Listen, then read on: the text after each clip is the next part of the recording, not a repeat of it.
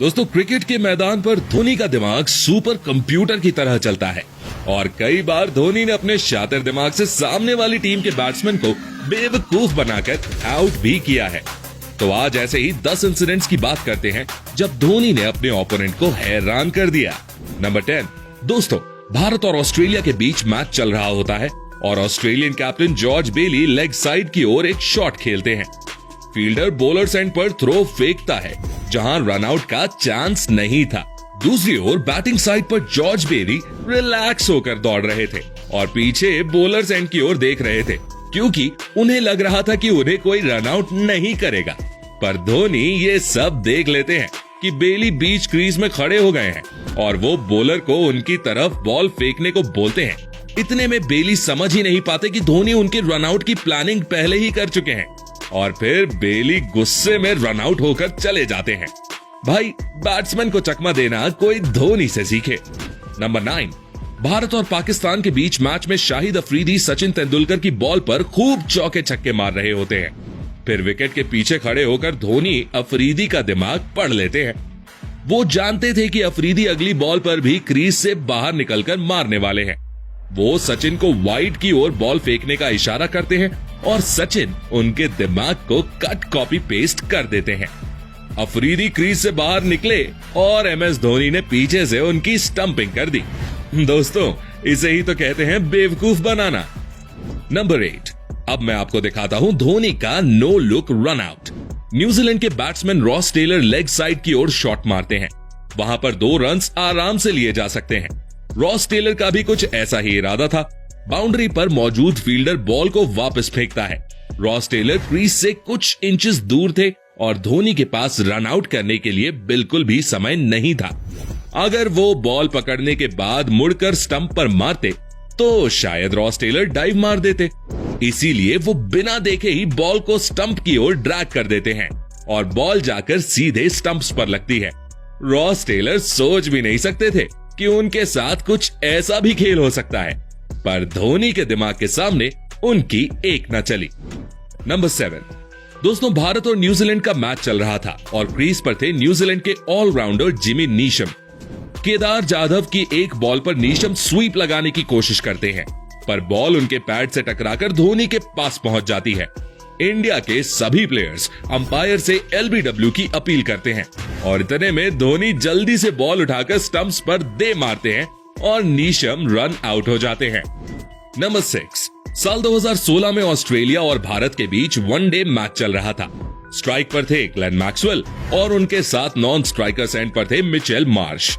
तभी बरिंदर सरान की एक बॉल पर मैक्सवेल ने कवर्स पर शानदार शॉट लगाया।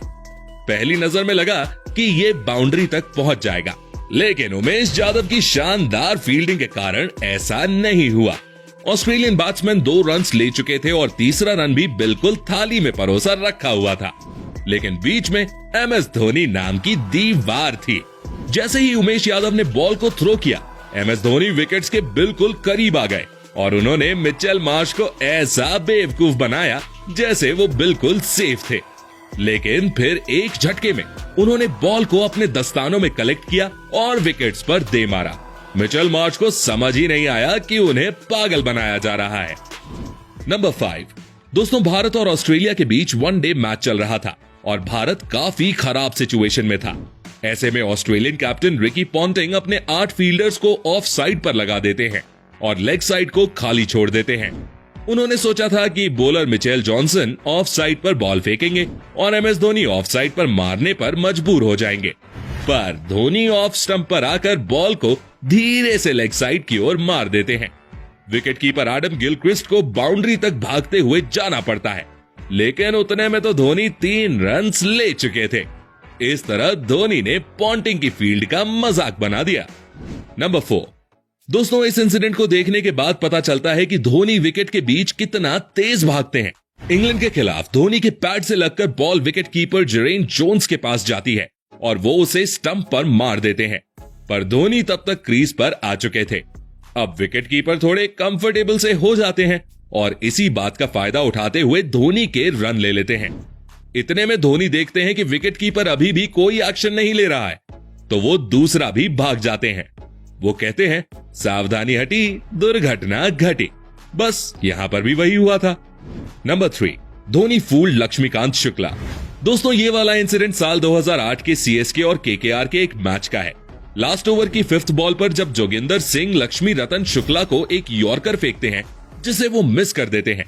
अब शुक्ला जी तो क्रीज में ही खड़े रहते हैं, पर नॉन स्ट्राइकर सेंट पर खड़े ईशांत शर्मा एक रन की तलाश में भागकर काफी आगे निकल जाते हैं। धोनी बॉल को नॉन स्ट्राइकर सेंट पर खड़े बॉलर जोगिंदर सिंह की ओर फेंकते हैं, पर उन्हें बॉल को स्टंप्स पर हिट करने से मना कर देते हैं। इस दौरान लक्ष्मी रतन शुक्ला और ईशांत शर्मा के बीच क्रीज क्रॉस हो जाती है। वो जोगिंदर को इशारा करते हैं कि अब वो बॉल को स्टंप्स पर हिट कर दें और ईशांत शर्मा की जगह शुक्ला जी आउट हो जाते हैं। भाई सच में गजब का काटा शुक्ला जी का तो। नंबर 2, दोस्तों भारत और न्यूजीलैंड का मैच चल रहा था और भारत की ओर से युवराज सिंह बॉलिंग कर रहे थे। तभी एक बॉल जेकब ओराम के पैड पर लगते हुए हवा में उछलती है और धोनी के हाथ में जाती है। जेकब ओराम को समझ ही नहीं आता कि बॉल गई कहां।